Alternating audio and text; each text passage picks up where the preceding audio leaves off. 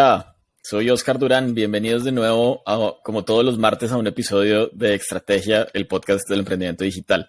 Hoy estamos con un muy interesante invitado que se llama Martín Beas. Martín es peruano, emprendedor latinoamericano, y hoy nos va a contar su historia. Y hoy vamos a hablar de emprendimiento digital y de cómo ha sido este camino de Martín emprendiendo. Así que, Martín, muchas gracias por aceptar nuestra invitación y bienvenido.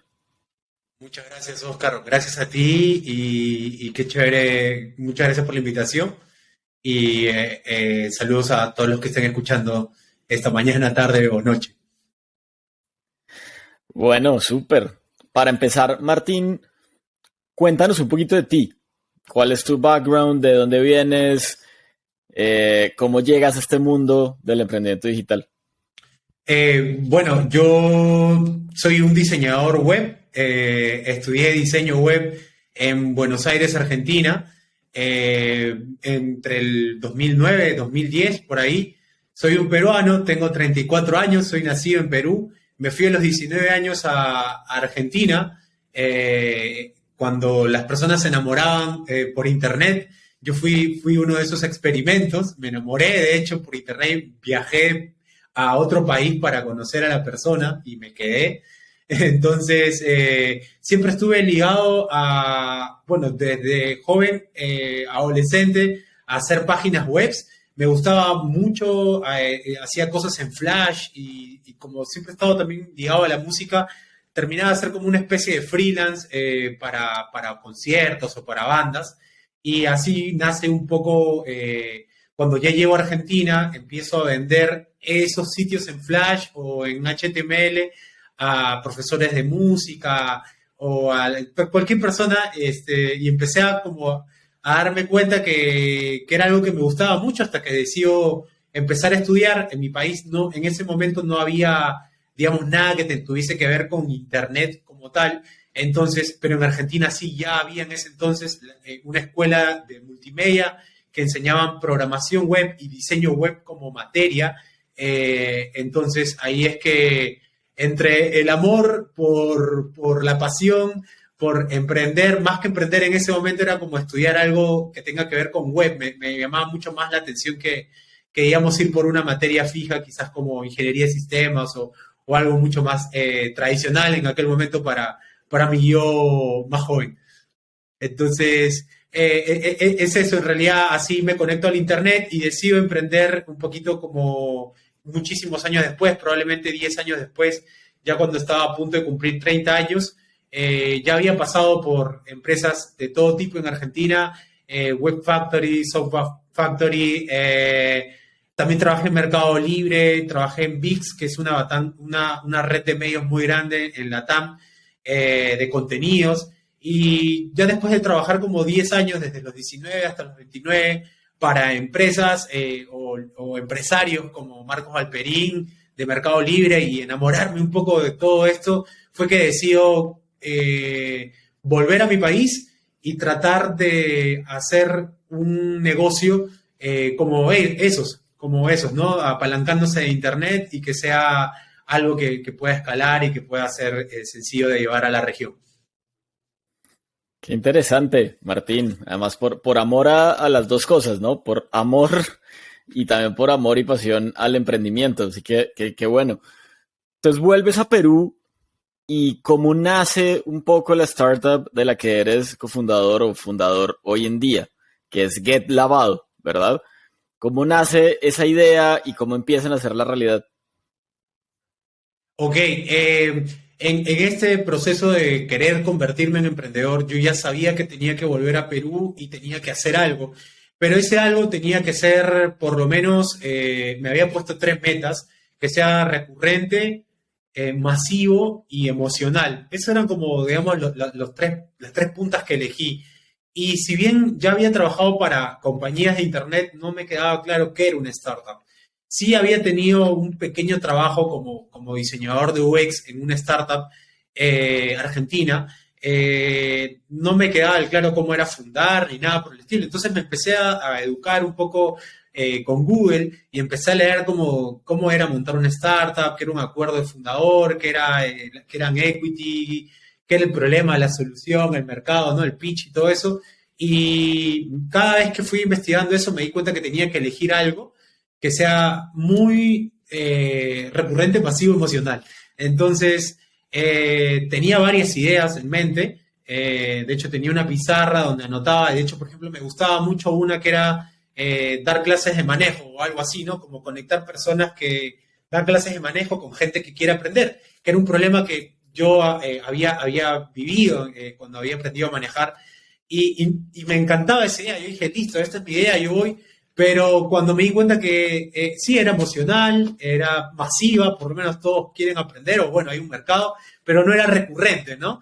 Entonces, así iba de idea en idea y hasta que encontré el tema de la lavandería como una experiencia que yo había tenido esos 10 años en Argentina, siempre había dejado la ropa en las lavanderías.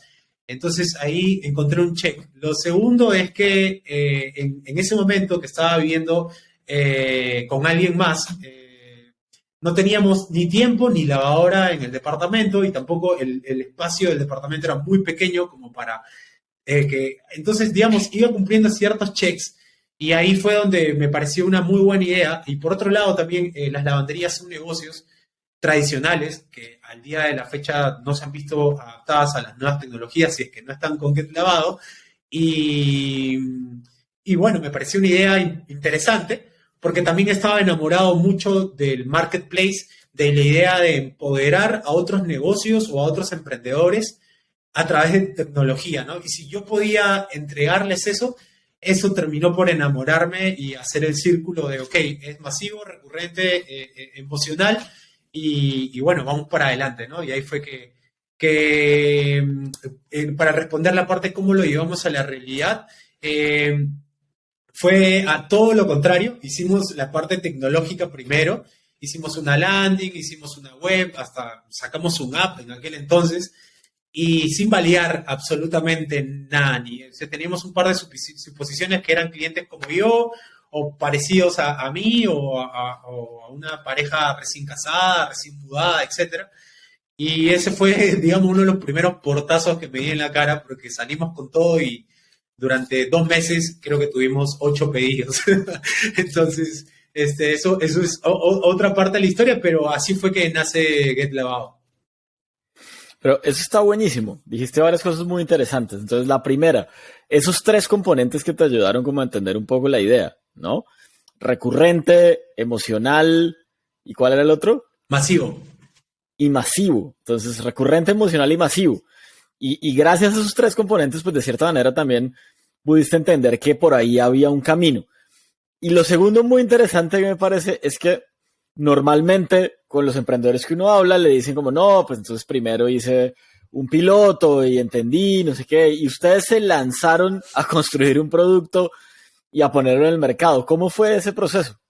Fue un proceso muy lindo, la verdad, fue muy chévere porque yo siempre digo que Get Lavado se autoincubó de alguna u otra manera. Creo que porque, especialmente porque ya teníamos, digamos, las herramientas y algo de experiencia había ganado yo también, como para, en todo caso, tener claro que teníamos que ir por una landing que sea responsive, tener, digamos, una cierta línea o un mensaje detrás de eso, pero donde no teníamos experiencia para nada era en comercial, en marketing, en segmentación, y en un montón de cosas. Entonces ese primer, digamos, proceso fue muy chévere, fue muy nerd también, porque hacíamos bocetos, mockups, digamos, hicimos todo lo que hay que hacer como para construir un buen producto, pero sin la información de ningún cliente. Entonces eso como que nunca tuvo sentido y por eso fue que, digamos, la primera versión, al no estar construida como tal para el cliente, solo con asunciones, fue como uno de los primeros desafíos que nos dimos cuenta muchos meses después. Muy chévere. Bueno, ahora sí cuéntanos un poco qué es Get Lavado. Ok, Get Lavado es un marketplace que conecta lavanderías delivery y personas en las principales ciudades de Latam. Hoy estamos operando en Lima, Perú, en Trujillo, Perú, en Bogotá, Colombia, y estamos haciendo algunas pruebas en otras ciudades muy pequeñitas. Tenemos un SaaS, y ese SaaS ese SaaS permite a las lavanderías digitalizarse de una manera muy sencilla, para que ellos puedan tener su propia tienda en línea, o sea, puedan tener su propia web, puedan tener su propio punto de venta en su tienda digital, y aparte puedan recibir pedidos que les envía la red de Get Lavado a través de su marketplace.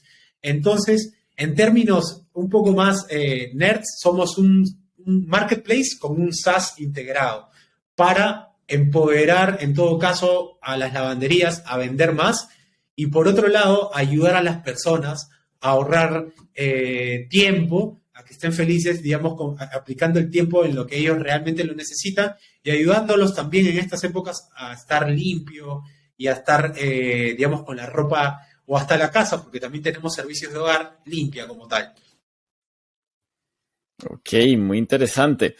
Entonces, digamos, antes de seguir, tú dijiste una palabra ahorita que fue SaaS. Entonces, para los que probablemente no sean de este mundo digital, SaaS traduce Software as a Service, ¿verdad? Es básicamente un programa o un software que las empresas pueden utilizar y pagan por el servicio que ofrece, ¿cierto? Entonces, ¿cómo funciona bien el modelo? Entonces, ustedes son un SaaS que le ofrecen a las lavanderías, pero también tienen un producto para los que, por ejemplo, podríamos necesitar lavar la ropa, ¿verdad? ¿Cómo funciona esa interacción en ambas puntas?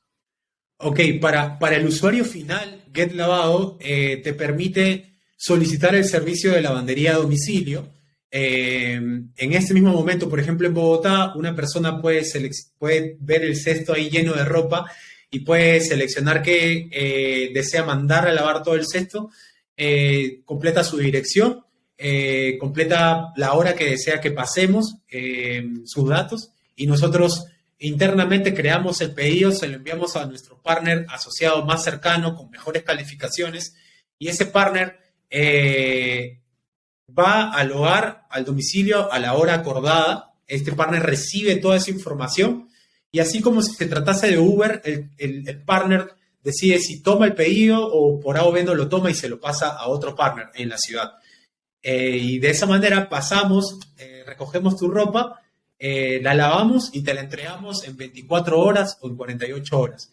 Así trabajamos con personas como nosotros pidiendo desde sus casas, y también trabajamos con hoteles o con restaurantes que tienen, digamos, mayores cantidades de manteles y cosas así, como un poco más del B2B para lavar también.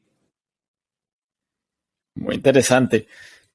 ¿Cuáles han sido como los principales logros que han alcanzado hasta el momento? ¿Cuánto llevan también un poco en el mercado y cómo ha sido ese viaje de escalar Get Lavado en Latinoamérica? Bueno, ha sido un viaje sumamente complicado. Creo yo que nosotros somos una startup que a simple vista es una startup, digamos, que mucha gente incluso me llamó la atención, que lo ve muy grande de afuera, y a veces me sorprende. Digo, bueno, estamos haciendo un buen trabajo de marketing, entonces, eh, porque lo ven muy grande, y en realidad Get Lavado es una empresa que hoy tiene 10 personas aproximadamente en su nómina. Trabajamos en dos países, y lo que nos ha costado, digamos, los grandes logros, creo que el primer gran logro fue entrar a Rockstar Colombia, justamente, una aceleradora que cuando nosotros estábamos en Perú, después de este journey que te acabo de comentar, no nos quedaba claro qué hacer para continuar. Y de hecho, logramos postular como a 60 aceleradoras de todo el mundo, y bueno, de pasada que recibí como 50 nos y 50 feedbacks también, y esos fueron feedbacks gratuitos, como 50. Rockstar fue, digamos, el primer socio en creer en nosotros, y creo que ese cambio de justamente ser acelerado por Rockstar, llegar a Colombia, conocer el país, porque no tenía idea de que iba a vivir en Colombia y que me iba a compenetrar tanto con la cultura de los colombianos, que hoy tengo mejores amigos, hermanos allá, incluso mi novia está allá y todo. Entonces, no tenía para nada idea. Entonces creo que el gran desafío fue, el primer gran logro fue ese. El segundo logro fue el levantar inversión. Levantamos una ronda semilla de poco menos de $100,000, pero creo que para un emprendedor como yo o como parte del equipo que no estaba preparado para levantar, en el sentido es que yo no soy un CFO o, digamos, no vengo del palo de haber estudiado en banca inversión o experiencia en algún banco. Para mí en ese momento levantar fue una experiencia totalmente nueva, completamente, absolutamente nueva, porque yo vengo más, como te comento, de ser un diseñador de interfaces. Entonces, aprender a entender los unit economics que hay detrás, eso fue como un logro gigante para nosotros, digamos, convencer a personas y que esas personas crean y pongan su dinero para que la empresa haga un retorno interesante en los próximos 10 años en ese momento. Entonces creo que ese fue el segundo, y después tenemos otros logros como haber conquistado a Rappi para que Rappi sea un partner nuestro, y haber conquistado otras tantas marcas grandes como Sura, Creana, o haber pasado por el programa del Demo Day de Platzi, digamos, son logros, digamos, también que nos enorgullecen muchísimo, porque muchas veces hemos estado en situaciones muy complejas, y como emprendedor también creo que por más que uno incluso tenga o cofundador o mentor o advisor, justo hay un libro, el de Ben Horowitz, que dice al final, al emprendedor ni siquiera tu mamá está contigo, o sea, es un viaje muy solo. Entonces, creo que es eso, al final tiene su recompensa. Creo que por partes hay casos de emprendimientos, quizás, no sé, como Rappi, o casos muy puntuales como ciertas startups que están haciendo cosas increíbles, y hay otras startups que, como habrás visto, les cuesta más de un intento lograrlo, o de repente es esa primera vez, pero no es en el tiempo que, no sé, por ejemplo, si tú te comparas con Rappi, en 3 años ellos ya habían levantado $200 millones y era un unicornio. Y si todos los emprendedores pusiesen esa meta, pues hay que ser conscientes que eso no les pasa a todos, y no por eso te tienes que desanimar y tienes que seguirle echando para adelante, porque si crees en eso, entonces no deberías entrar al juego por querer ser igual que Rappi o querer ser igual que otro campeón, sino ser tú el campeón y a tu estilo, ¿no? Total. Oye, ahorita nombraste que estuviste en el Demo Day de Platzi. Tengo entendido que fueron uno de los ganadores del Demo Day. ¿Cómo fue esa experiencia? Fuimos semifinalistas, ojalá no llegamos a ser ganadores, Ok. pero sí hubieron 3 stage y nosotros llegamos a la semifinal. Fue increíble porque Rappi es un beneficio de GetLabado. Todo el equipo de GetLabado tiene, por estar en GetLabado, tiene una membresía, una beca en Platzi. Entonces estudiamos ahí todo el tiempo, estudiamos distintas cosas como para nunca parar de aprender, justamente. Y el proceso ahí fue como acelerar el conocimiento en Platzi. Fue muy chévere, tuvimos sesiones muy chéveres con Fredier, con Cristian, digamos, con los fundadores de Platzi, y también con muchos profesores o personas de la red de Platzi. Y la verdad es que aprendí cosas muy interesantes que nuevamente no las había aprendido antes, ¿no? Entonces, eso también estuvo increíble, y la gente también otros emprendimientos de toda Latinoamérica, también hubo una camaradería que nunca había estado en un programa virtual, y ese fue, digamos, una experiencia muy, muy linda, hace muy poco tiempo en realidad. Qué bien. ¿Cómo validaron un poco la idea? Hace un rato nos contaste que pasaron 2 meses y como que el tema no despegaba bien. ¿Cómo fue ese momento en el que ustedes dijeron, bueno, esto parece que tiene pinta de que puede ser un negocio para el futuro? Cuando empecé a hablar con las lavanderías, es cuando empezamos a hacer el clic, porque como te comenté, habíamos armado el producto para el usuario final, pero nos habíamos olvidado de las lavanderías, o sea, era como por completo. Entonces, en estas entrevistas con ellos, empecé a llenar blogs y checks o cajoncitos llenos de problemas de las lavanderías, ¿no? Entonces ahí fue donde junté mi parte de UX y me di cuenta que estaban llenos de problemas en los recojos, en las entregas, en sus pagos, en la caja, en sus procesos, por todos lados. Y ahí fue donde empezamos a hacer algunos ajustes y nos dimos cuenta, ok, si no pasa por el lado del cliente en este momento, primero entonces hay que concentrarnos en qué es lo que ellos están necesitando, ¿no? Y digamos que ahí fue donde empezó a cambiar un poco los pedidos semanales, que son nuestro North Star Metric. Qué interesante. Entonces se empezaron a enfocar más en las lavanderías, por decirlo de alguna manera, y ahí fue donde se empezó a generar tracción en el negocio, donde dijeron, bueno, parece que sí hay un negocio. Sí, correcto. Y todo esto creo que es un círculo vicioso de la buena atención al cliente.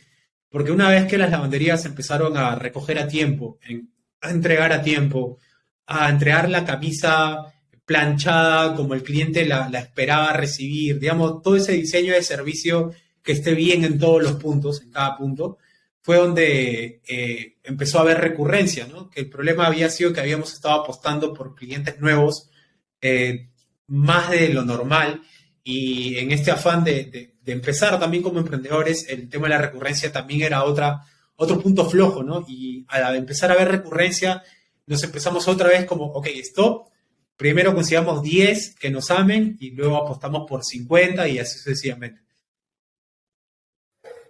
Súper. ¿Cuáles fueron esos principales retos de tracción? Como empezar a tener clientes, cómo convencieron a las lavanderías, ¿cómo fue ese proceso?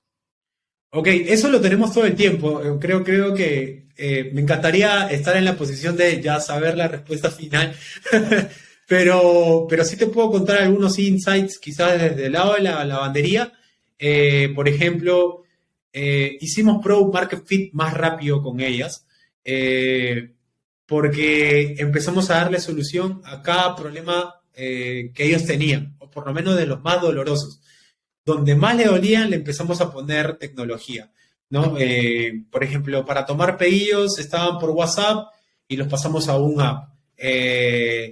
Si se les pasaba, por ejemplo, los tiempos de entrega, les mandábamos una alarma. Entonces, a la hora de salir a vender eso, a Colombia incluso, cuando llegué a Colombia, ya había llegado con esta versión para las lavanderías y fue mucho más sencillo para mí, a pesar de que hablamos español y de pronto ves un tipo de otro lado que no tiene nada que ver contigo y se nos hizo mucho más sencillo porque que sufrían de errores parecidos, ¿no? Obviamente no son iguales, entonces por ese lado. Y por el lado del usuario, como te digo, lo seguimos encontrando, pero creo yo que el principal desafío ahí, como en el equipo también, ha sido la comunicación con el cliente. Creo que nosotros no somos una lavandería, no somos, somos un servicio de lavandería a domicilio. Entonces, nosotros nos vemos más a nosotros como una empresa de customer service. Entonces, y eso lo hemos entendido hace muy poco. De hecho, probablemente creo que lo entendimos en el Demo Day de Platzi, recién nomás. Porque entregar, por ejemplo, en el caso de domicilios o de iFood o de Rappi, digamos, entregar una pizza o entregar una hamburguesa es 10 veces más sencillo que lavar la ropa y hacerlo a domicilio. Porque te pides una pizza, la pides, probablemente te llegue a tiempo o no. Digamos, ese problema creo que ya se superó, en algunos casos no. Pero te llega la pizza, te la comes, el cartón lo tiras y el pedido se acabó ahí. O sea, ya no hay nada más que hacer. El pedido acabó cuando te lo entregaron. En cambio, te he lavado y me llevo tu ropa. Entonces, me llevo tu ropa, tu camisa que costó $100, $200, un par de zapatillas, se lo das a alguien que no conoces, ¿no? Y obviamente antes llegaba una persona que no estaba identificada, o así está identificado, igual era como, ¿y a dónde va esto? Pero si esto no es una tienda, o tienen una tienda, puedo ir a reclamar. Entonces, digamos, todos esos paradigmas se han ido rompiendo, y creo que ahí está parte de nuestro journey, ¿no? A medida que hemos ido entendiendo eso y comunicándole al cliente absolutamente todo, es donde seguimos mejorando. Ahí todavía tenemos bastante por mejorar, pero creo que el Get Lavado va hacia ese camino que es el customer service, ¿no? Una experiencia humana, que te haga sentir la tranquilidad de que tu ropa está sucia y va a regresar limpia a domicilio en el horario que tú lo necesitas. Muchas lecciones, ¿no? Como un aprendizaje constante de lo que va sucediendo en el negocio, de lo que funciona y de lo que no funciona. Sí, bastante, todo el tiempo y me sigo sorprendiendo porque creo que no ha habido mes, no sé si semana y hasta día que no aprendamos algo nuevo y en realidad es todo el tiempo van saliendo cosas, todo el tiempo salen problemas también y todo el tiempo toca estar como resolviéndolo. Y hasta eso, creo que hasta nos hemos vuelto expertos en resolver problemas, literalmente. Ese es un gran concepto. Un poco como emprender también es resolver problemas, ¿no? Y resolver el problema no únicamente de los clientes que ustedes lograron encontrar y con el que hicieron Product Market Fit, sino además resolver los problemas del día a día del negocio, que deben ser 1 millón en un negocio y en una operación como la de ustedes, ¿no? Sí, lamentablemente se hizo más de lo que quisiéramos y de lo que a veces incluso uno como emprendedor puede aceptar, ¿no? Porque uno es un ser humano y también tiene sus límites. Sin embargo, bueno, ahí también, por ejemplo, está el hecho de ejercitarte, leer, comer sano, porque si solo pues dependes de eso, pues uno pues, el burnout del emprendedor es algo de lo que no se habla mucho, ¿no? Y muchos emprendedores se quedan callados con eso incluso, ¿no? Y pasa. Y yo creo que es importante también ponerlo sobre la mesa siempre, porque uno tiene que entender que uno tampoco es su trabajo, ¿no? Uno sigue siendo una persona. Y bueno, eso también me lo digo para mí mismo, para cuando escuche el podcast. Pero si Total, los emprendedores están escuchando eso, también creo que es clave, ¿no? No eres tu trabajo. totalmente de acuerdo. Bueno, hace unos minutos nos hablaste de tu primera ronda de inversión. Y enfrentarse a una primera ronda de inversión con el background que tú tenías, un, digamos, diseñador de experiencia, diseñador de interfaz, mucha experiencia en agencias y en productos digitales, pero muy poca experiencia desde lo financiero. ¿Cuáles fueron como los principales aprendizajes en ese proceso de levantar tu primera ronda de capital? Ok, perfecto, buena pregunta. Creo que el principal, que de hecho ahora lo estoy haciendo para la próxima, es tener un data room completo con toda la información que requiere una ronda. Yo lo hice en ese momento al revés, era como sentarme a hablar o tratar de captar la atención de un angel investor o en ese momento de alguien dispuesto a invertir, pero no tenía ni siquiera el pitch, ¿no? Era más como porque estaba completamente inexperto en ese tema. Entonces creo que el aprendizaje de tener todo listo y todo armado es algo que sin duda no voy a volver a cometer nunca más. Eh, Luego está el tema del pitch, que lo dije recién, pero ese es otro mundo.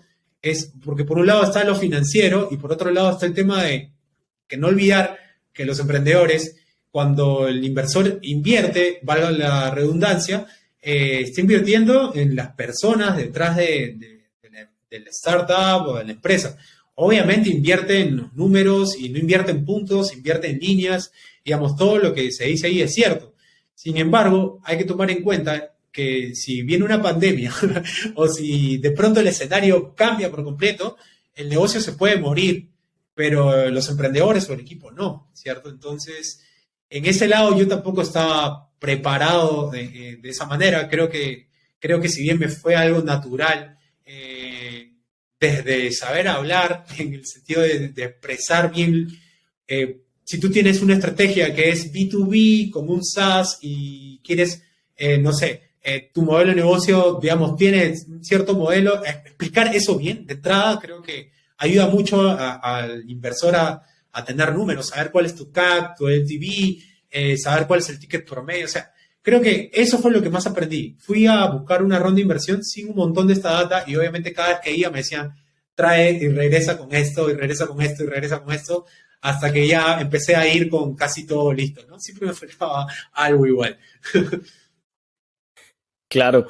¿Y cómo fue el proceso de encontrar el inversionista? Hay muchos que dicen que buscar inversión es un proceso también como de encontrar ese fit entre un inversionista que funcione para el modelo de negocio que uno tiene. ¿Cómo fue ese proceso? Ok, te voy a responder muy rápido. Uno, lo que yo pienso, y otra cosa que acabo de aprender hace muy poco en el Demo Day de Platzi, de hecho, empiezo por ahí. Uno dice que en Latinoamérica el fundraising está mejorando, ¿no? Creo que lo podemos ver con todo lo que está pasando estas últimas semanas. Pero todavía, digamos, no llega a niveles, entonces hay que superar esa barrera. Y uno de los consejos que entendí en el Demo Day era que si tú le apuntas a 10 inversores y les escribes a 10, ok, puede que 2, 1, 3 te digan, ok, sigamos avanzando y el resto te diga no. Pero si tú le escribes a 100 o contactas a 200, tus posibilidades mejoran rotundamente, ¿no? Porque ya por ahí depende tu conversión. Entonces, esto lo aprendí hace muy poco, de hecho lo estoy practicando. Entonces, abre tus posibilidades todo lo que puedas. Contacta a inversores que no conozcas, no necesariamente tienes que conocerlos. Pueden haber invertido en algo similar a tu empresa y de repente les interese o no, etc. Esa sería la respuesta del punto 2. Pero en el punto 1, que es bajo mi experiencia, yo creo que lo que hicimos nosotros fue apoyarnos en nuestras redes, ya que de por sí la red que yo tenía era muy pequeña, ¿no? Porque yo estaba casi nuevo en mi país, yo había estado de experiencia en Argentina. Entonces me apoyé digamos, en mis redes, en la red de Rockstar, me apoyé en la red de Roberto Percivale, que es de acá de Perú, es un angel investor de un programa que se llama Fletch, y él me contactó con, digamos, distintas personas. Creo que empecé en ese momento a pedir ayuda, que es algo que todavía sigo haciendo para cualquier cosa. Entonces, como yo me quedaba cortito y mi networking, yo creo que es bueno, pero en realidad creo que es malo. Entonces empecé a desplegar más un networking pidiendo ayuda, como, oye, reúnete con Martín, Martín, explícale esto, ¿no? Entonces empecé ahí, hasta que empecé a tener, digamos, un acercamiento más importante con algunos inversores, y creo que el match se fue dando un poco en ese momento por la manera de pensar que tenían, o digamos, el tema de el fit que tenían, ¿no? Hay, por ejemplo, uno de nuestros investors hablaba y habla todavía hoy en día mucho, y por eso hoy hablaba de las alianzas, ¿no? De que hay que apalancarse a través de las alianzas. Y justamente una vez que él entró, empezamos a realizar alianzas con hoteles o con Rappi, ¿no? Entonces, para apalancarnos. Entonces, creo que eso después en el corazón uno siente como que creo que lo hicimos bien por ese punto, ¿no? Y en ese momento era incertidumbre total, ¿no? Claro que sí, buenísimo.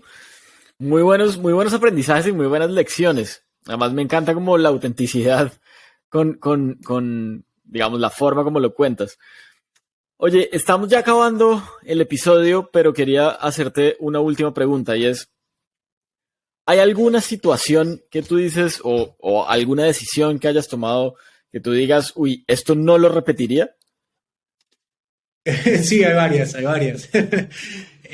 La primera es,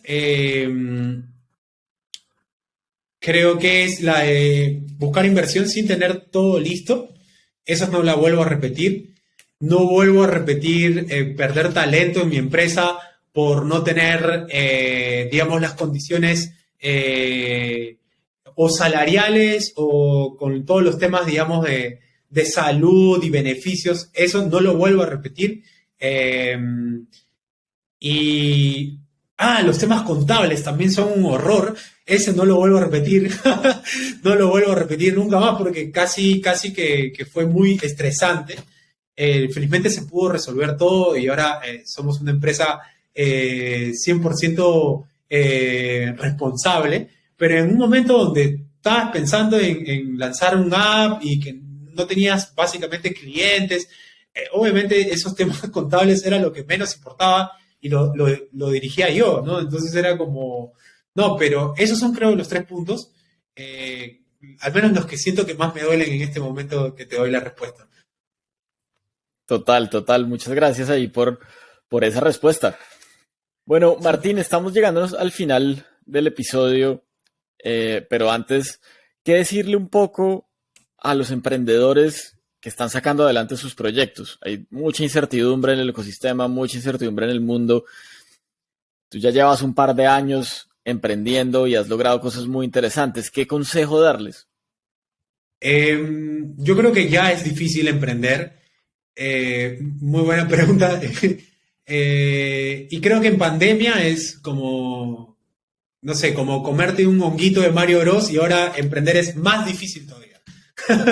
Es literalmente más difícil. Entonces, si vas a entrar a emprender o estás pensando en hacerlo, no lo hagas, perdón, no lo dejes de hacer, sin duda alguna. Si tu corazón te dice, hazlo. Solo tómatelo como lo más serio que vas a hacer en tu vida. No lo tomes como un juego, ni para la foto, ni nada. Finalmente, la foto o, digamos, lo que muchas veces se vende digamos, no sé, es algo muy, es como lo cliché, ¿no? Y probablemente pasen esas cosas, obviamente, pero creo que nunca hacerlo por eso, sino más por la pasión que tienes por lograr algo, ¿no?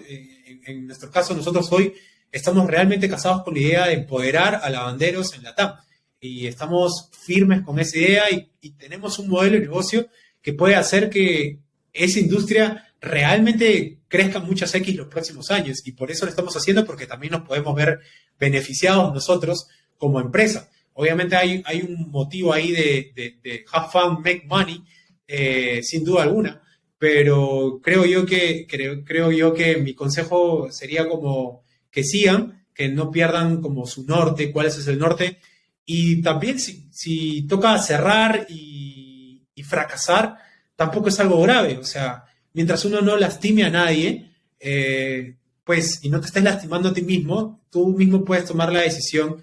Y nuevamente digo, ¿no? El emprender es muy solitario, no tiene por qué serlo, ¿no? Siempre puedes pedir ayuda a un mentor, un advisor, o de última a alguien que tú conozcas, y por más que no sepa nada de emprendimiento, simplemente conversa y te puede ayudar muchísimo. Claro. Bueno, y para terminar, Martín, recomiéndanos un libro.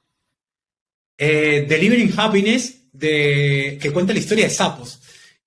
No sé, ya lo deben haber recomendado en tu podcast seguro, o si es que no, genial. Pero Es la primera vez, es la primera vez.